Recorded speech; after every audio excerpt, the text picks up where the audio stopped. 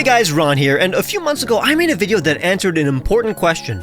What if Pokemon switched evolution methods? For example, Onix evolves with a metal coat and Growlithe evolves with a firestone, but what if these two Pokemon switched evolution methods and acquired a new branched evolution, a molten Steelix counterpart and an armored Arcanine? It makes total sense, so make sure to check out part 1 if you haven't. I went even harder this time, so get excited.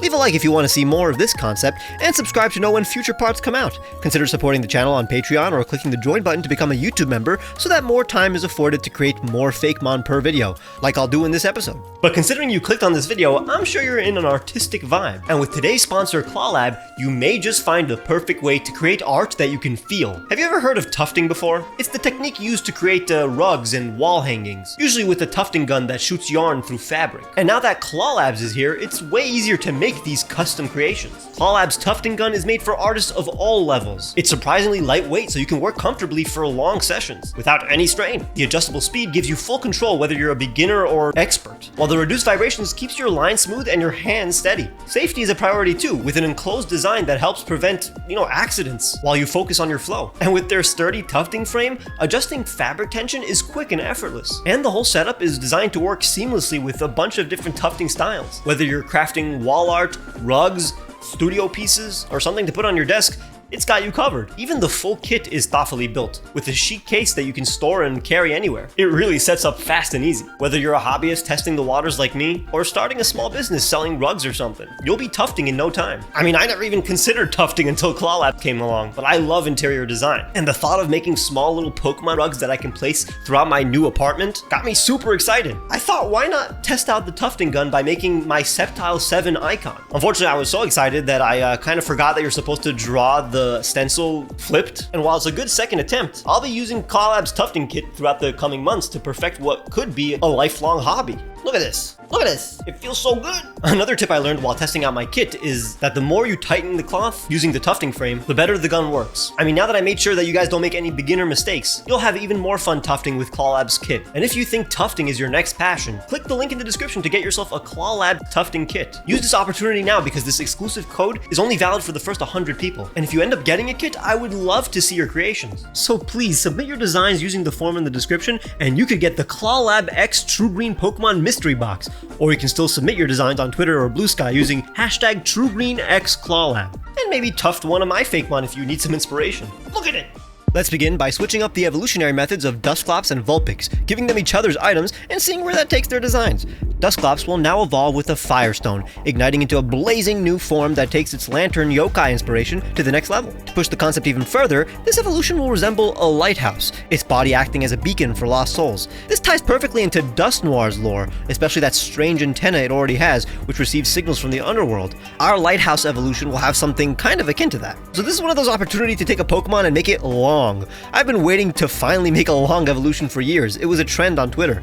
I love how this guy will have an antenna on its head like Dusknoir, but it mimics the top of a lighthouse. The skull-inspired upper jaw thing that the Dusclops has is inverted to finish off this lighthouse aesthetic.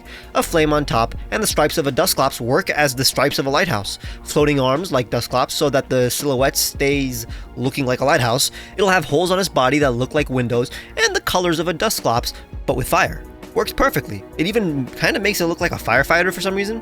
This looks like what Dusclops was gonna evolve into this entire time. Behold, Duscandle, the beacon Pokemon, a ghost fire type with the abilities Illuminate, Pressure, and Frisk. Its lantern-like head burns with ghostly fire, guiding lost souls across both land and sea.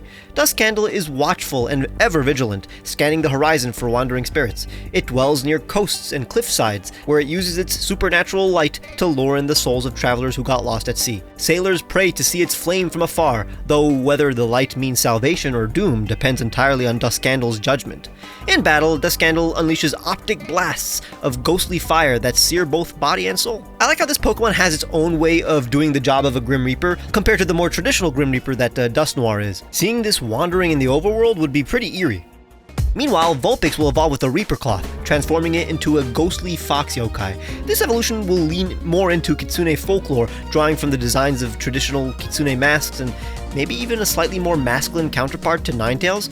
More of a suave trickster instead of an ethereal and regal Ninetales, So here's the challenge when designing a Ghost-type Vulpix split Evo. We want to make something that has, 9 tails, but doesn't look exactly like a Ninetales. Like, this is a new Pokemon, but it will look like a Ninetales. And considering I want to make the hair floating forward instead of swooped back like a Ninetales, now I have to worry about it looking too much like a Hisuian Zoroark, especially once I introduce the markings. But personality-wise, it will feel like neither of them. It's more suave and cool. I wanted to give it the feel of a modern vampire. It actually takes a lot of inspiration from the swirls that Vulpix has on its head and tails. Now it's a whole swirl motif that goes around the body and remains on its tails, making it look more like a haunting and hypnotizing yokai. I spent too long on the colors. I didn't know if I wanted to include the white face to make it look more vampiric and mask-like, because it kinda inadvertently made it look more like Hisuian Zoroark. In the end, I settled on a color that would make its patterns and eyes pop. Beware, Ninetales, the fox Pokemon from Ninetales and Talisman, a ghost fire type with the abilities Flash Fire, Curse Body, and Drought. Much like Ninetales, it is steeped in superstition. It is a solitary wanderer, avoiding packs in favor of roaming desolate plains, abandoned shrines, and moonlit forests. While a loner, it is quite curious and will often follow humans who are gathered together at night. It crafts intricate mirages from its flames, luring foes into its trap. Those who bravely overcome its frightening illusions are said to be blessed. In battle, Ninetales uses its illusions to disorient enemies before delivering a decisive fire blast. While this guy ended up being way less intimidating and mysterious than I originally imagined a Ghost Vulpix Evo to be, I do like how it's more wild and bold than Ninetales. It would be too much of a Ninetales if it were more ethereal and noble looking. Now I want to swap the evolutionary methods of Aipom and Dunsparce, who both evolve via a move. Now Aipom will evolve when it levels up knowing Hyper Drill, and this new form is going to go all in on the construction worker theme. Its handtail will transform into a massive metal drill, and it'll sport a steel helmet and vest to complete the look. Considering Ambipom is in my bottom 20 least favorite Pokemon, creating my own Aipom Evo will be like a realization of a lifelong dream. Now originally I wanted to make this Aipom Evo kinda round and chunky like a 50-year-old construction worker, but it was impossible to make it this flexible with such a shape, so I elongated it a bit, made its head way bigger, and gave it some swagger. It has metal plating around its body that looks like a helmet, utility belt, and high visibility vest. Its drill is pure metal, and its butt looks a bit more ape-like. The yellow both makes sense as a construction worker color and complements the purple flawlessly. Check out Aplow, the drill tail Pokemon, a normal steel type with the abilities Sturdy, Technician, and Skill Link. Evolving from Aipom when it learns Hyper Drill, Aplow trades its mischievous pranks for the focused precision of a master builder. Using its tail, it is capable of boring through solid rock, uprooting tree stumps, and tunneling with ease. Aplow constructs marvelous tree houses. The sturdy plating along its body and head protects it from debris. In battle, it digs holes to pop out of and strike with its drill. Despite its rugged appearance and mischievous smile, Aplow is dependable and cooperative, always ready to lend its strength to help others. Despite me always not liking Ambipom and wanting a different evolved form, I never really imagined what it would look like, so it's surreal to finally make one that I vibe much more with. Hopefully it doesn't look too out of left field.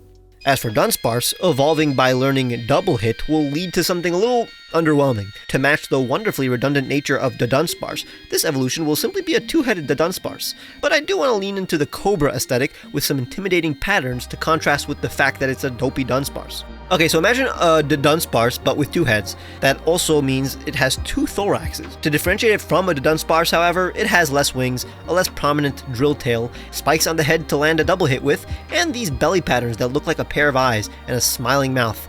It's supposed to be intimidating, like an Arbok's hood, but comes across as goofy. Gotta continue the tradition of uselessness. Beware, Dunsparce, the land snakes Pokemon, from Dunce, Pair, and Despair. A normal type with the abilities Intimidate, Serene Grace, and Skill Link. The pattern on its belly is a crude attempt at mimicry. It only scares off the most simple of predators. The two heads rarely agree on where to go, often resulting in slow, meandering movements and indecisive action. While this might seem like a disadvantage, its unpredictable, erratic lunges make it harder for foes to anticipate its strikes. They will often bicker mid-fight. They will, however, put aside their differences to aid lost children and Pokemon, often carrying them to safety. You know how it is. I think the idea of Dunsparce having two redundant evolutions is actually quite hilarious. And finally, I'm swapping the evolutionary items for Scyther and Seadra. Scyther will now evolve with a dragon scale, and this new form will finally match what I always thought Scyther was, a draconic predator with the vibrant, striking colors of exotic insects, and medieval dragon paintings too. To stay true to the theme of this evolutionary line being named after their weapons, it'll trade in its scythes for massive saber-like blades, which is funny because it'll be using a weapon that a knight would hunt a dragon with. Unlike the big design shifts we saw with Scyther and Cleavor, this saber will feel like a natural progression from Scyther. That's why I'm going to make it even stronger than the other Scyther evolutions. So I'm taking Scyther's various features like its horns and elongating them, which naturally just makes it look like a dragon. I'm telling you, a dragon Scyther evo always makes sense. Even the bug-like body can be stretched to look like the keel of a dragon on its chest, and an abdomen that looks, like a tail. Some traits like the shoulder pads are tradition by now among the Scyther line, but to differentiate its claws from Scyther's scythes, its arms are just straight long blades like a sword. Various aspects are included to make it look reptilian, and finally the wings that it already had will look more bat-like to resemble the wings of a dragon. I added even more spikes on the arms to look like the crossguard of a sword. The colors are inspired by those more vibrant praying mantises that exist somewhere. But also these colors look good on a dragon. Even that shade of blue is associated with the dragon type in the Pokemon games. Those bright yellows, greens, and violets make it look like the various depictions of dragons in medieval art. Check out Saber, the sword Pokemon, a bug dragon type with the abilities Swarm, Technician, and Mold Breaker. Its sleek, scaled body shines in the sun. Its sword-like blades are capable of cleaving through armor and stone with ease. In battle, Saber is relentless, using its aerial agility to dart around foes. Now this isn't part of the Pokedex entry, but I feel like Scyther and Cleavor are more like a Scyther covered in steel or rock armor, and therefore are as powerful as a Scyther. But Saber is an actual next stage in Scyther's evolution, which means it's quite stronger. This is what I've been wanting to see for generations, although now that I look at it with its dino tail and yellow eyes, it could most definitely act like a Scyther paradox form as well. We could call it Dreadful Saber. Meanwhile, Seadra will evolve when traded while holding a metal coat, becoming a regional Kingdra variant, completely clad in protective armor. It'll look like the knight that could slay our dragon Scyther. This Kingdra won't just be the knight though, it'll also be the knight's steed, designed to look like the perfect mount for a submarine warrior. Something that the King of Atlantis would ride, which makes the name Kingdra even more appropriate. So since this is a regional form of Kingdra, the layout of the body is pretty much the same. I made its features sharper and more angular, and gave it fins that resemble a Spartan helmet just to hammer in the warrior vibe, but it also looks pretty natural on a seahorse Pokemon. Its chest looks more angular like real-world seahorses, but also looks more like the breastplate of a knight's armor, just outlining the various segments to the armor and giving it the colors of a knight. If you like Kingdra, I'm sure you'd like this. Would totally work as a regional form in a Legends game. And behold, Kingdra, the Night Pokemon, a Water Steel type with the abilities Swift Swim, Sniper, and Clear Body. This regional variant of Kingdra evolves from Seadra when traded while holding a metal coat, emerging fully clad in polished armor. It patrols the ocean depths, maintaining order. Despite the weight of its plating, Kingdra glides through the water with surprising agility, charging into underwater battles with precise shots from its snout. In ancient times, they were ridden into naval battles. I mean, it's pretty cool. Can't deny. I always thought Kingdra felt like a Pokemon only a top-tier trainer would have, and I can say the same of this form. And if you want to be a top-tier viewer, leave a like and subscribe if you want to see a part 3. Maybe suggest some Pokemon that you'd like to see switch evolution methods. Check the description for the music I used, my merch, my socials like Twitter and Blue Sky where I post sneak peeks of the upcoming videos that I make, and consider becoming a patron or member to see my videos days early. There are many other perks if you click the join button or become a patron too. I'll see you guys very soon.